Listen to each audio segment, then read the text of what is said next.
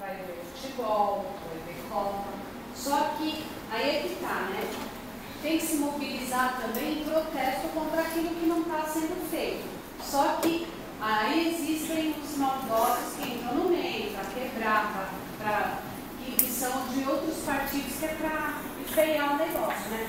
Porque eu acho que o que está acontecendo hoje está sendo tipo um despertar.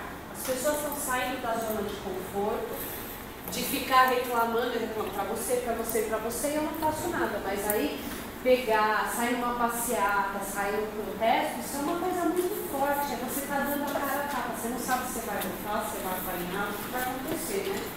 Mas aquelas outras pessoas mal intencionadas é que atrapalham, porque no meio de 100, 20 faz arruaça e ali atrapalha tudo. Aí todo mundo começa a achar que tudo aquilo não faz sentido. Então, por isso que a gente tem que ser mais politizado. A partir do momento que a gente tem informação, a gente é menos manipulado. Não é que não vamos ser, vamos, mas com mais consciência. E vai ter horas que a gente pode até ser